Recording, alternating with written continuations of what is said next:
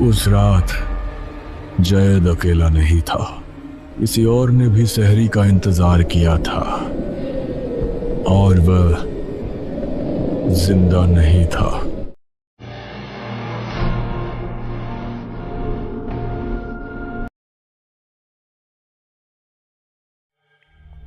रमजान का महीना, इबादत का महीना, बरकत का महीना।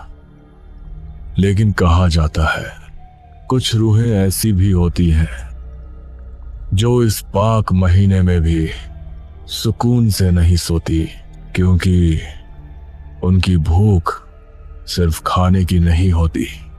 वो तलाश करती है जिंदा इंसानों की मौजूदगी। जैद अपनी बूढ़ी दादी के साथ शहर से दूर एक पुरानी हवेली में रहने आया था। दादी ने कहा था, बेटा, रमजान यहीं गुजार लेते हैं। ये तुम्हारे दादा की हवेली है। हवेली बहुत पुरानी थी। ऊंची नम दीवारें, लकड़ी की लंबी सीढ़ियां जो बिना छुए भी चर की आवाज करती थी।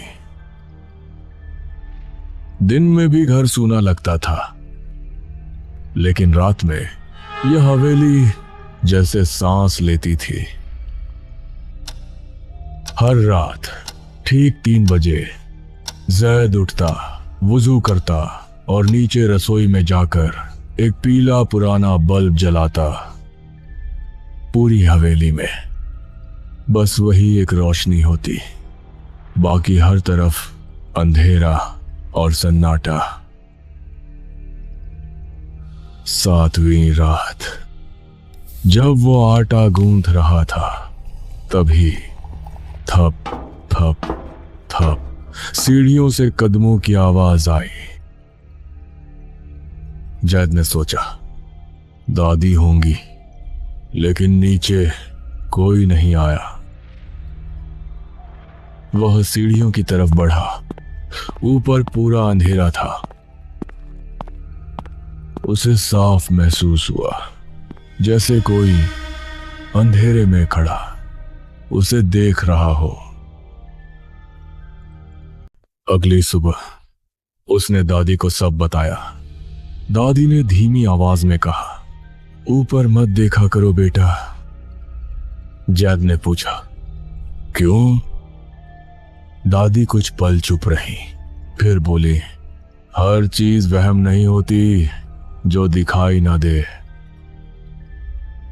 10वीं रात रसोई का बल्ब हल्का सा टिमटिमाया। एक सड़ी हुई बदबू हवा में घुलने लगी। फिर वही आवाज, थप थप। इस बार कदम नीचे उतर रहे थे। जैद का गला सूख गया। उसने चारों तरफ देखा, लेकिन वहां कोई नहीं था। और तभी स्टील की थाली अपने आप मेज पर खिसक गई। 13वीं रात खच खच खच। जैद ने धीरे से खिड़की की तरफ देखा। पर्दे के पीछे 2 लाल चमकती आंखें थी। सिर्फ आंखें, चेहरा नहीं। उसका दिल जोर जोर से धड़कने लगा। वह तुरंत पलटा और अपनी थाली की तरफ देखा। थाली आधी खाली थी। फर्श पर काले गीले हाथों के निशान थे, जैसे कोई जमीन पर बैठकर जानवरों की तरह खाना खा रहा हो। दादी ने बताया, सालों पहले इस हवेली में एक फकीर ठहरा था। रमजान की एक रात उसे ऊपर वाले कमरे में बंद कर दिया गया। उसे सहरी नहीं मिली। वह भूख से तड़प कर मर गया। मरते वक्त उसने कहा था, जिस घर ने मेरी सहरी छीनी, मैं उसकी हर सहरी अधूरी कर दूंगा। 27वीं रात, शब ए कद्र की रात। दादी ने कहा, आज नीचे मत जाना। लेकिन जैद नीचे गया। उसने थाली सजाई, इंतजार करने लगा। रात के 2 बजे अचानक बल्ब बुझ गया। पूरी रसोई अंधेरे में डूब गई और तभी उसकी गर्दन के पास एक ठंडी सांस महसूस हुई।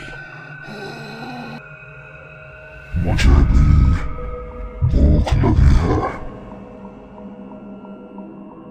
जैद ने पीछे देखा। एक काला साया, आग जैसी आंखें, आधा जला हुआ चेहरा। वह चीज धीरे धीरे उसकी तरफ बढ़ी और टूटी हुई आवाज में बोली,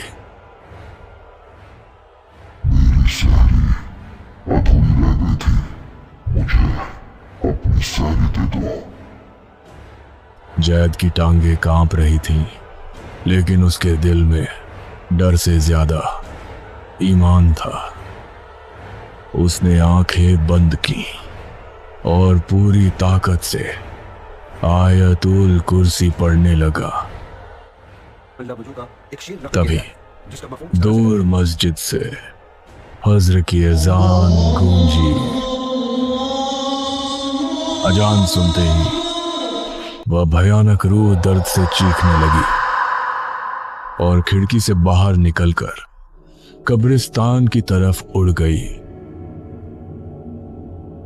सुबह सब कुछ शांत था। जैद ने राहत की सांस ली, लेकिन तभी उसकी नजर अपनी कलाई पर पड़ी। वहां 5 उंगलियों का काला जला हुआ निशान था और उसी पल खाली थाली में थक एक खजूर आकर गिरा।